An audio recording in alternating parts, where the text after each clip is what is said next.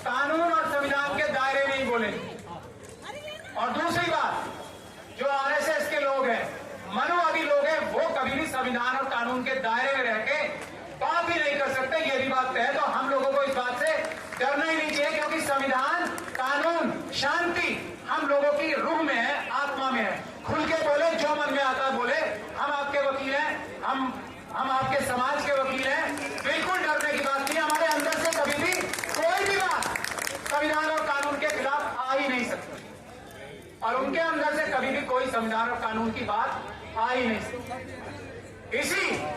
इसी चौक पे भारत का संविधान जलाया गया था, 5 साल हो गए। इसी चौक पे, इसी पुलिस स्टेशन के पार्लियामेंट स्ट्रीट के डीसीपी और एसएचओ साहब को हमने, क्योंकि उनके सामने संविधान जलाया गया था, हमने मुलजिम बनाने के लिए कोर्ट में दरखास्त लगा रखी है।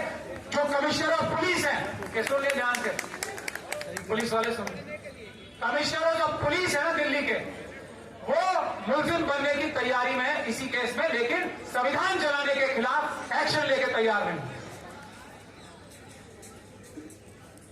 दूसरी बात, हमने एक मुस्लिम, ऑल इंडिया मुस्लिम महापंचायत का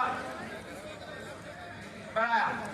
उसमें हमने कहा कि ये पंचायत तो मुसलमानों की है, लेकिन इसमें मुसलमानों से पहले एससी, एसटी, ओबीसी और दूसरी माइनॉरिटीज की आवाज उठेगी। ध्यान से सुन लीजिए, 5 मिनट में खत्म। हमारे से पुलिस के लोगों ने कहा कि ऊपर से आदेश है, मेरे जो लोग मिलने गए, मैं तो जाता नहीं। अगर आप सिर्फ मुसलमानों की बात करोगे तो आपको टेलीविजन का इंतजाम सरकार कराएगी, सिर्फ मुसलमानों की बात करोगे, और बसों का इंतजाम सरकार करेगी, और भी कुछ चाहिए तो वो भी करेगी। लेकिन अगर आपने मुस्लिम महापंचायत में एससी, एसटी, ओबीसी की बात की, पहले बात करना तो छोड़ दीजिए, आप कह रहे हैं अगर बात भी की तो हम आपकी परमिशन कैंसिल कर देंगे।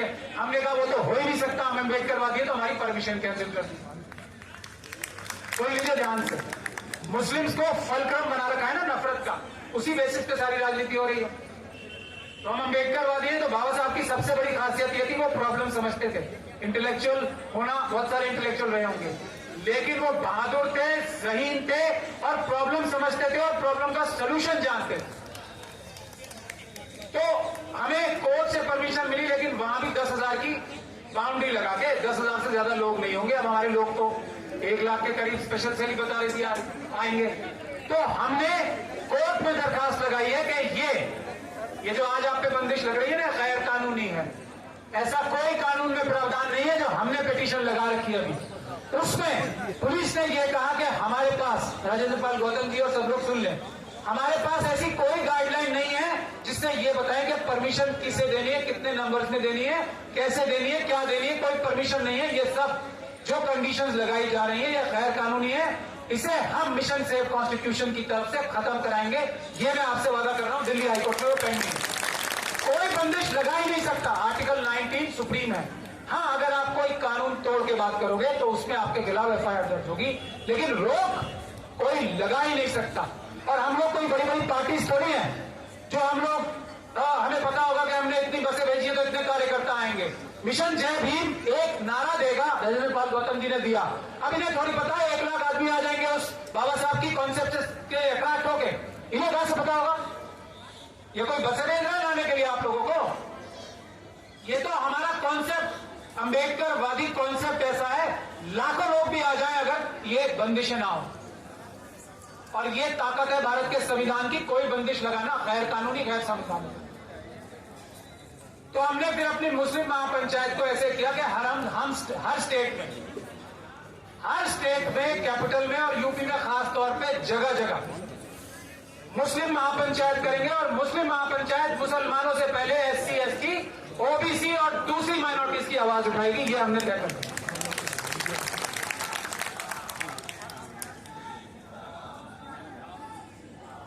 राजेंद्र पाल गौतम साहब के साथ बैठ के हमारी छोटी बहन बिल्कुल यहां बैठी है।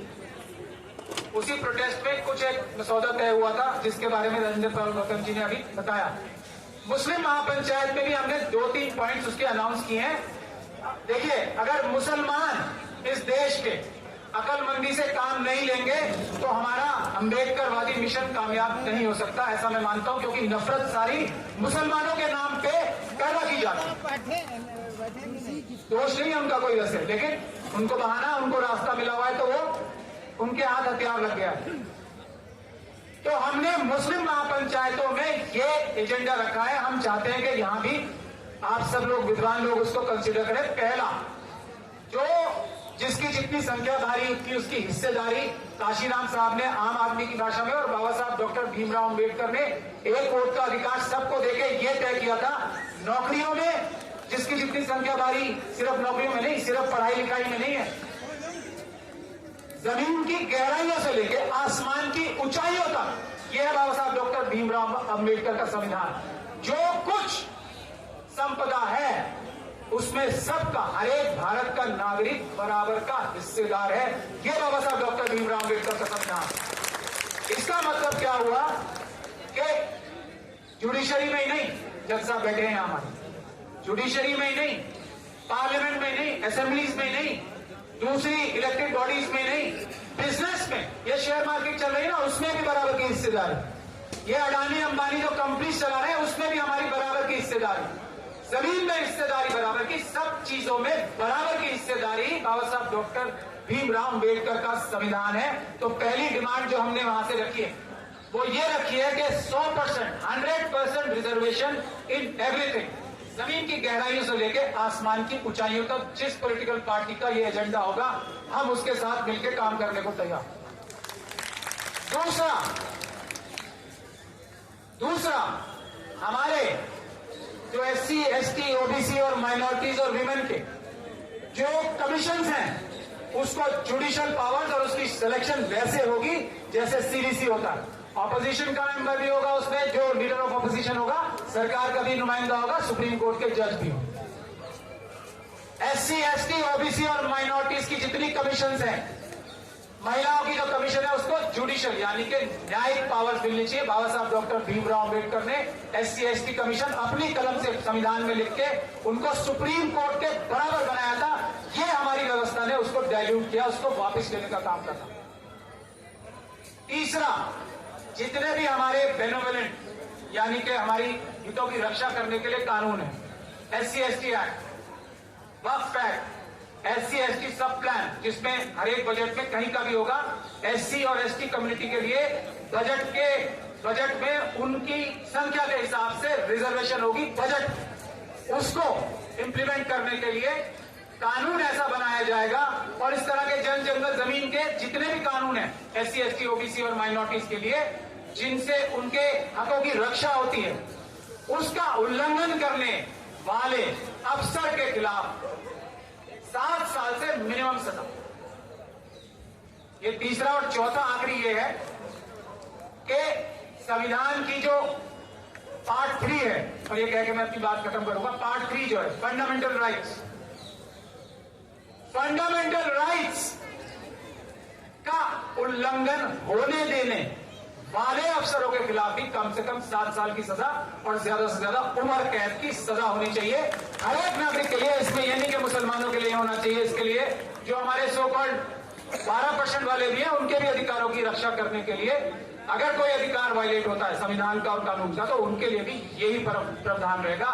ये अम्बेडकरवादियों का मन है, ये अम्बेडकरवादियों की सोल है, ये हमारी आत्मा है कि सबको बराबरी का हिस्सा। हम दरवाजा खटखटा के 12% का हक उनके दरवाजे पे रख के आएंगे जब हमारी सत्ताएं आएंगी। दरवाजा खटखटा के हम अन्याय नहीं करेंगे। मुझे बस आप लोगों से यही कहना था, मेरा समय भी मेरे ख्याल से 5 मिनट हो गए। बहुत बहुत धन्यवाद। हम लोगों की एकता में ही जीत है और हर चीज में ताकत हर चीज से आती है, बिजनेस से भी आती है, जज बन के भी आती है। अगर आप दूसरा कोई काम करते हैं ताकत हर चीज से आती है, सिर्फ नेता बनने से ही ताकत नहीं आती, MP MLA बनने से ताकत नहीं आती है। अडानी जी आज मोदी जी को चला रहे हैं तो समझ लीजिए ऐसा नहीं है कि MP MLA PM बनने से ही ताकत आ रही है। हर काम अडानी जी से पूछ के करते हैं मोदी जी और अमित शाह जी, तो ये भी ध्यान से सोच लीजिए, हर एक का अलग अलग रोल है। जय भीम, जय संविधान, जय भारत।